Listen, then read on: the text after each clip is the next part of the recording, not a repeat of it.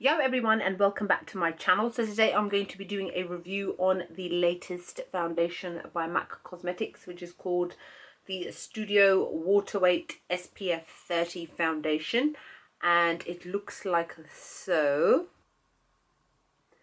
This is a very hardcore sturdy glass container that it's in. This came out in the UK about a week ago, and I think it came out in the US this week, so it is something which is very, very new.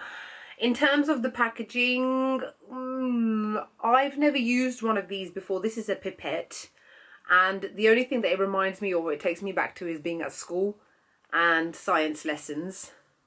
So obviously you can see I've already made a bit of a mess. So you squeeze it out, you press it, then you let go of the top and it immediately sucks in the foundation. And what they suggest you do, or what it says on the bottle, is apply directly to the face, blend with finger, sponge or appropriate foundation brush.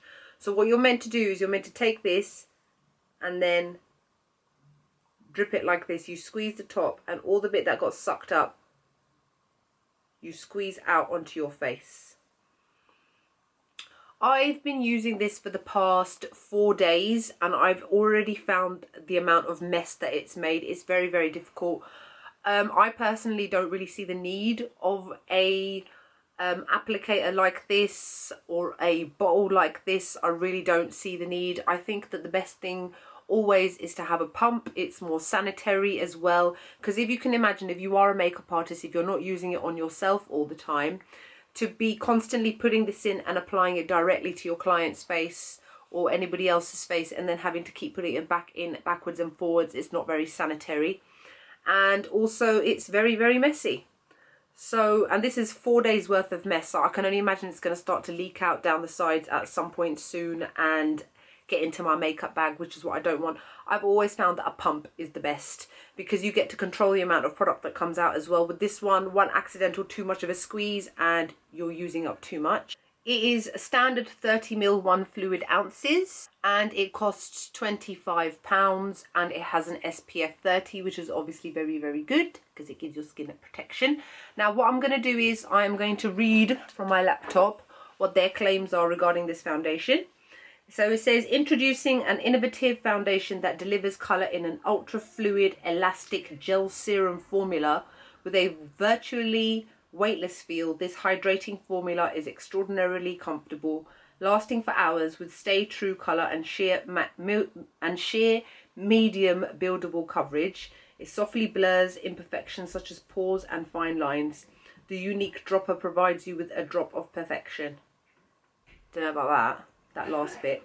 Okay, so it says an ultra fluid elastic gel serum. So I'm going to show you how it applies to the skin.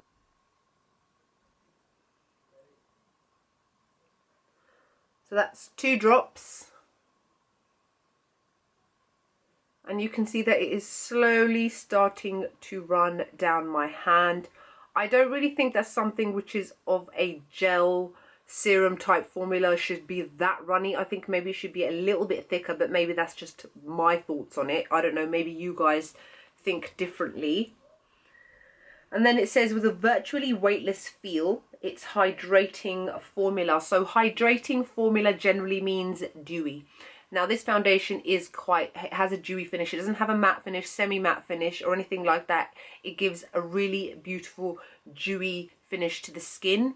It's not an oily finish by any means. However, any kind of foundation which has got that whole dewy claim to it, be wary if you have got oily skin, because all it may do is just accentuate that oiliness.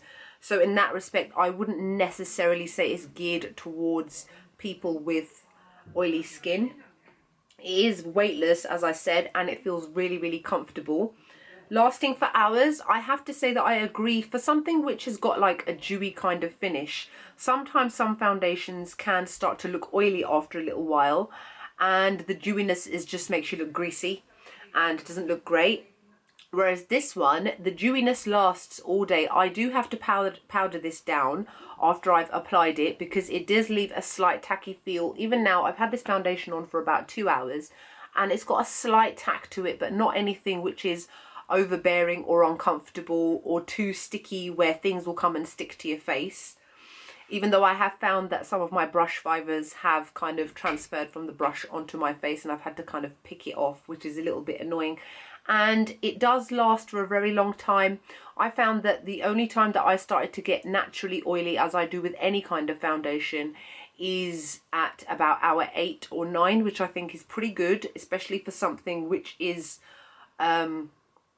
dewy in texture. It says that it has a stay true colour and sheer medium buildable coverage. So yes, the colour does remain.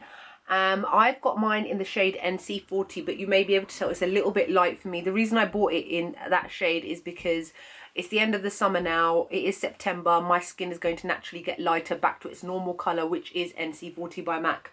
Over the summer I've been using an NC42, so I didn't see the point of buying a darker shade when I know that my shade is going to change, so I just bought my normal one. And it doesn't oxidize at all. The colour stays true all day, which is great. Sheer medium buildable coverage, that is the only part that I kind of disagree with. It has sheer very light coverage in my opinion. Now, I don't have the best skin. For reference, I have normal to combination skin. I've got a lot of scarring from spots when I was a teenager. I've got large open pores, I've got redness, I've got discoloration, and I've also got pigmentation problems. Now, I found that this kind of foundation was a little bit too light for me, and for reference, I am actually wearing this foundation today, but you need to remember that I've obviously got other products on top as well, like my MAC Studio Fix foundation powder, which I use to set all my makeup, all my foundation, all the time. I use that as my setting powder. And I find that I have to apply 2 layers. It still does not get rid of any redness. I've got a spot here at the moment, I can still see it. I've got this thin growth on my face, I can still see it, and it doesn't really give any kind of real coverage even after 2 layers. And I refuse to put on 3 layers because I think if you have to put 3 layers on with a foundation, that foundation's not really that good. That means that you're basically caking your face in foundation, and that is not the whole point of it. If you buy something which is full coverage, to you should be able to use 1 to 2 layers and get that full coverage. And this one, if you build it up and build it up, in my opinion, especially with something which is quite dewy, you're going to end up looking oily because you're putting on too many layers. I have got a patch of eczema on my face which appeared a few days ago, which is really rubbish, but this does not cling to those like scales. I mean, I do moisturize my face quite well. I'm using medicine on it, and it still does not cling to the dry patches, which is great. It kind of blends over it and it hydrates it and actually keeps that area moist, which is what you want when you've got eczema. It says that it softly blurs imperfections such as pores and fine lines. To an extent, I don't really have that many fine lines. I've got the normal lines around my eyes, which just kind of is because you've got an eyeball there. And I tend to wear under eye concealer anyway, so I don't really have any other kind of fine lines yet. I might get some in a couple of years, who knows. And pores, to be honest, this foundation, in my opinion, is geared more towards people who've got pretty much perfect skin, who just want a little bit of coverage, maybe just to even out their skin tone slightly, and that's about it. It is very similar to the MAC Face and Body, which I've never been a fan of, purely because, not because it's a rubbish product, but because it's just not geared towards me personally. I need medium to full coverage foundation to cover all those imperfections and everything else, so that I don't have to rely on things like concealer. And the only reason I've not worn any concealer with this while I've been like testing this out for review is because I didn't want to. Because the whole point of reviewing a product is that you don't have to put anything else on with it. But after doing this video, I probably will start to use my Kevyn Aucoin Central Skin Enhancer to cover up those extra areas which I don't feel that have been given enough coverage. So here it is on my hand, and as always, I've got a beauty spot here. So I'm going to blend it in for you. So you can see that my beauty spot is there, and that is the amount of coverage that you get from it. I've even got another beauty spot that you can just about still see, but that isn't as dark as that one. So that should give you some indication in terms of coverage and the way that it is pretty much completely blended into my skin, meaning that that is how sheer the coverage is of the foundation. That it's almost like a really strongly tinted moisturizer. It also reminds me a little bit of this one, the MAC Mineralized Moisture foundation, which I've mentioned I'm not a fan of just because I find it too oily, too greasy, and it is geared towards people with very, very dry skin. So the shade range is huge as always. I don't know why MAC tend to release these kind of foundations towards the winter time. This one would have been better suited to a lot of people at the beginning of the summer, because sometimes you don't want that full coverage effect. You want something light, you want something sheer, you want something which will just give your skin that little bit of life, but you don't want too much coverage and you don't want it to be too obvious you've got foundation on. I think when it comes to winter time, when people's tans are fading, they're looking for more full coverage to cover all those imperfections and marks and random things that they've got on their face.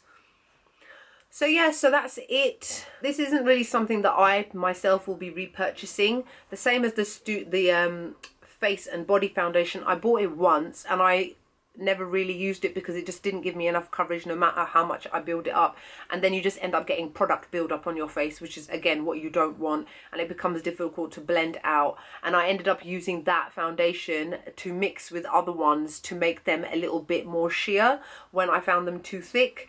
I probably won't do that with this one. This one gives a little bit more coverage than the face and body, but it still sits within the same family.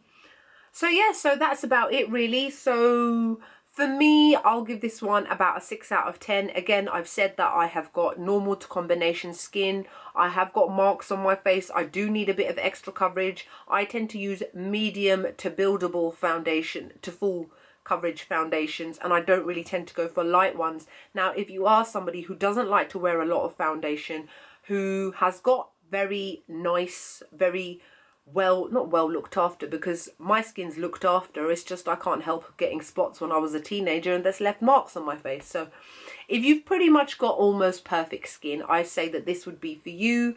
Maybe just to use as a day-to-day foundation, just so that you've got something on your face for the rest of your makeup to stick onto.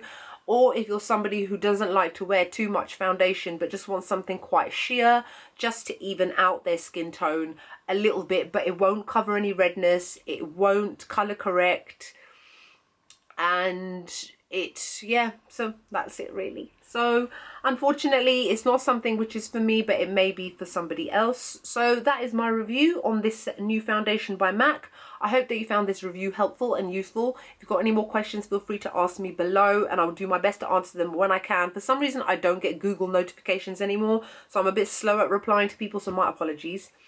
Yeah, so follow me on Instagram where I post my face of the days, where I posted when I got this. You can always ask me questions before I actually do a video on them. Other than that, like, comment, subscribe. Thank you all for watching and I'll see you all in the next video. Bye.